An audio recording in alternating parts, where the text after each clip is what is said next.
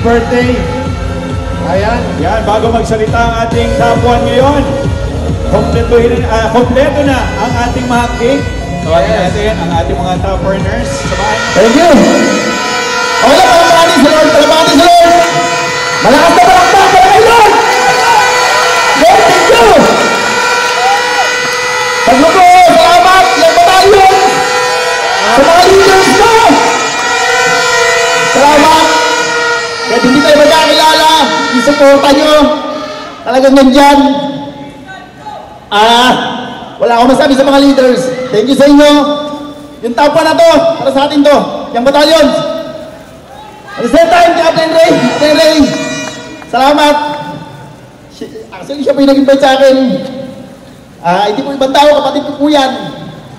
Actually ako po, naging-trabaho ko bago po ako nag-date to work. Carwash boy po ako. Baka may mga taga Sampaloc, Manila dito. Baka pupunta ka ng Sampaloc, Manila. Vicente Cruz, baka sabihin mo, joke yan ha. Hindi. Hanapin mo, Carwash Atoy, pagtanong mo pangalan ko, Corneo Protestant. Sabihin lang may-ari doon, big time yun. Dati kong Carwash boy. Ako po yun.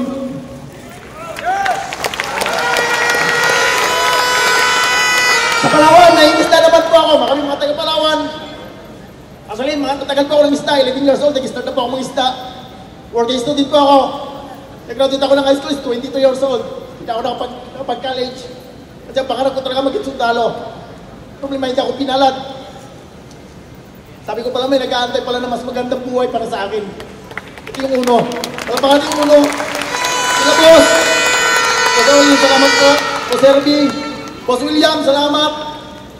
Salamat sa uno na binigay nyo.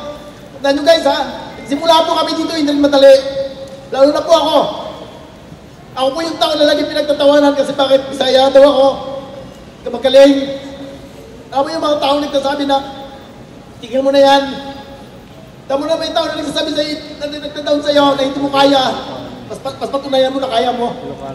Tandaan mo sa labas, maraming tao, hindi maniniwala sa'yo. Pero tandaan mo, mas maniwala ka sa sarili mo na ano kaya mong gawin. Gawin mo na gawin mo. Kasi tandaan mo, yung pangarap na kinukuha mo, hindi sa kanila, para sa'yo yan. Para sa'yo yan. Ako po, nag-stand ako sa uno. Tuloy na, ipahiyain po ako. Lagi lang ako tinatadyak-tadyak niya, planet, tol, pasok ka lang. Tol, pasok ka lang. Tol, kinig ka lang ng training. Alam mo yun? Isa po sa nagpupo sa akin lagi si Captain Ray. Captain Ray, salamat talaga sa'yo, Captain Ray. Sabi niya, Tol, magiging top earner ka rin bandang palang araw. Tandaan mo guys ha, kung ikaw nakaupo ka ngayon, kay top earner, wala kang award, okay lang yan. Tandaan mo, nagsimula rin kami, may top 1 to 50. Ako po, nagsimula ako, may top 10 na po. Pero sabi ko nga, hindi po nawala yung goal ko na, darating ang time, isa rin ako sa mag-share dyan. Darating ang time, isa rin ako sa magkikwento. Tandaan mo ha, ang pinakamasarap sa lahat yung nagkikwento ka at nang-i-inspire ka ng ibang tao. Yung dati walang-wala ka, mag-i-inspire ka ng ibang tao para maging katulad mo, maging successful din sa buhay kahit nanghihina sila. Tandaan mo, ikaw yung mag-aangat, ikaw yung mag-challenge sa kanila. Ako po, sabi ko, nung nag-aaral po ako, sa stage, sabi ko, hindi po ako in-awardan. Sabi ko, kahit bisentaki na lang, desena na lang, forma, ito alam eh. Yung stage po namin, iba po ako in-awardan doon. Pero sabi ko nga, lahat ng bag, lahat ng yan may purpose siya, may dahilan yan. Tandaan mo, may nag-aantay na stage na para sa'yo. Ako po, hindi po ako in-awardan sa school, pero ina-awardan po ako sa Cunita Astrodome. Ako po yung top 1 ng buong award.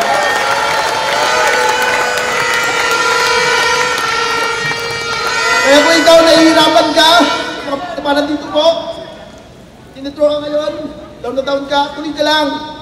Tandaan mo, yung simula, lagi may hirap. Yung dulo, dyan mo maramdaman yung mga bagay na pwedeng mangyari sa'yo. Yung resulta, kotse, darating po yan. Huwag ka lang maiinip. Ako po, hindi rin ako nainip. Kahit nung time na nag-i-start po ako, lagi ko sasabi sa sarili ko, kaya ko ba? Tandaan mo, wala ka ibang pagkakatiwalaan kundi sarili mo. Tandaan mo na dinadaon mo sarili mo. Dinadaon mo rin yung pangarap mo. Tandaan mo, huwag mong itaw yung sarili mo. Lagi mong itiyak, lagi mong itiyak yung sarili mo. Kasi bakit? Tandaan mo, walang ibang kukuha ng pangarap mo kundi ikaw. Walang ibang magbibigay ng magandang buhay sa pamilya mo kundi ikaw. Tandaan mo, galingan mo. Maraming nag-aantay sa labas. Lalo kung ikaw hindi ka mayaman, mahirap ka, galingan mo. Tandaan mo guys, bigyan mo ng magandang buhay yung mga tao nag-aantay sa labas. Tandaan mo, pag naibigay mo yung magandang buhay, maniwala ka sa akin, hindi yung pera yung pinakamasaya sa lahat eh. Yung makita mo yung ngiti ng pamilya mo, ng magulang mo. Tandaan mo guys ha, wala pong katumbas na halaga yun. Wala pong katumbas na halaga yun. Tandaan mo kung nagsisimula ngayon, sabi mo trabahoy mo lang. Sa mga matatanggal sa mga nag-network. Okay, tandaan mo, kung ngayon, hindi kaya nang gigigil, wala na yung init mo sa pag-network, tandaan mo guys ha, ikaw yung nagdadaw ng network mo. Tandaan mo, ikaw yung sumisira ng network mo. Huwag mo hayaan na wala kang gigil sa network mo. Tandaan mo ha, mupun ka.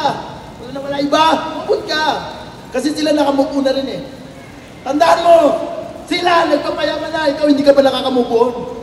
Mupun ka kasi bakit? Tandaan mo, may nag-aantay sa'yo na pamilya mo na pwede mong bigyan ng magandang buhay.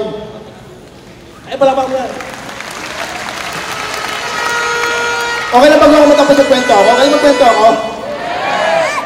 Actually, yung kwento ko, ito lagi ko inikwento. Kasi lagi ko nakikita yung sarili ko. Tandaan mo ha. At then, magkamabuto, galing probinsya. Nanganak yata. Actually, yung anak niya po is nag-apply po ng basketball. Bank City. Isa po siya sa probinsya na pumunta ng Maynila para mag-basketball. Maging kilala. Ang malapit po niyan. Yung magkama po, pumunta po, nag-try out po sila sa mga school. Hindi po sila natanggap sa pinakamalapit na school, sa pangalawang school, sa pangatlong school. Alam mo kung saan sila natanggap? Sa pinakahuling school na Kulilap, na Nibetang nag-champion sa buong. Sa 30 season, na games, wala pong champion yon. Doon po siya nakapasok. Nag-try out po siya. Habang nag-try out siya, sinusuportahan po siya ng tatay niya. Alam mo sabi niya, anak ko yan, magaling yan. Alam mo sabi ng coach niya, loko-loko to tatay. Yung anak, hindi naman nagbabasketball, nakaupo naman. Pero sigaw siya ng sigaw, anak ko, magaling yan. Tama? Ang malapit po niyan, nung lumaro po yung bata, ginalingin niya rin. Ang malapit po niyan, yung tatay niya, siya, pumasok po sa finals yung school na Kulilap. Sa 30 years na pagbabasketball, first time pong pumasok sa finals yung school nila. Ito po yung malapit po niyan, nung finals nila, biglang tumating na sulat galing probinsya. Alam mo kung ano nakalagay sa probinsya, sa sulat? Yung tatay ng bata, patay na. Imbis matuwa siya, magsaya siya, galingan niya, nalungkot po siya. Bumalik po siya sa locker room. Tama? Third quarter, hindi po siya lumabas. Fourth quarter, saka po siya lumabas ng basketball. Nag-BE siya, gila mo siya. Alam mo sabi niya sa coach, coach, maglalaro ako ng basketball. Alam mo sabi ng coach niya, tambak tayo. 30 lamang ng kalaban. Kung papasok ka, mas matatambakan pa tayo. Sabi niya, sige na coach, pagbigyan mo na ako, tambak na rin naman eh. Pag pumasok po ako, gagalingan ko po. Alam mo, nag-time out yung coach, pinasok po siya. Ang malupit lang po sa bata na to, lahat po ng bola na binigay sa kanya, wala po siyang sinablay. Lahat ng 3 points na binitawan niya, lahat po yun, shumot. Ito po malupit, bago po natapos yung basketball, nung 5 minutes na lang, nag-time out po sila, lamang ang kalaban ng 2 points. Ito po yung malupit po niyan. Ang play ng coach, sa kanya po ibibigay ang bola para itira niya ng 3 points. Ang malupit po niyan, pagtangga po, 5, 4, 3, 2, pagtapos ng 1, binitawan niya po yung bola. Ang malupit po niyan, pumasok po sa 3 points. Malupit po, lamang pa po sila ng isa. Alam mo, ang ginawa po sa kanya, binuwat po siya ng mga katim niya.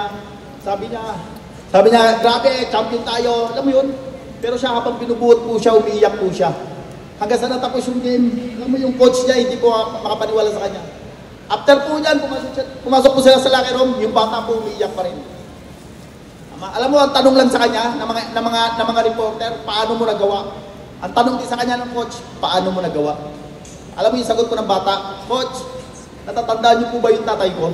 Sabi ng coach, oh, yung tatay mo na nasa taas, yung sigaw ng sigaw, anak ko yan, hindi ka naman nag-basketball. Sabi niya, yes coach, siya po yung tatay ko. Coach, yung tatay ko po, bulag po yun. Never po ako nakikita, naglalaro. Alam mo coach, may dumating po na sulat na binigay mo. Ang nakalagay sa sulat, wala na po yung tatay ko. Ang malupit po niyan, sabi niya, alam mo coach, bakit pa ako nagre-request na ipasok mo ako? Kasi alam ko, yung tatay ko, na dating bulag, nasa taas na po siya. Alam ko po, nakikita niya ako, kaya ginalingan ko. Kaya kinampiyon ko para sa kanya. Alam mo, ang pinakamasarap na maging champion, ito, para sa akin, tandaan mo, masarap maging champion. Nakasama mo yung pamilya mo. Kaysa maging champion ka, nawala na sila. Tandaan mo, yung pagiging champion, kami po, champion kami, Upline Ray, champion po kami. Wala man tatay namin, isa lang sasabihin namin, Nay, champion po kami. Kasi bakit? Nanay ko po lang bandera, tatay ko po may isda sa Palawan. Wala rin po sila dati. Pero isa lang sasabihin namin, Nay, Tay, kami po ni Upline Ray, champion po kami sa buhay. Tandaan mo guys, palabang mo yan. Walang ibang magka-champion ng buhay mo kundi ikaw. Galingan mo! Tandaan mo, walang ibang mag-aanap sa'yo kundi yung sarili mo. Sabi nga nila, di ba? Push yourself. No one else is going to do it for you. Yun lang po. Maraming salamat. Good morning. Yes!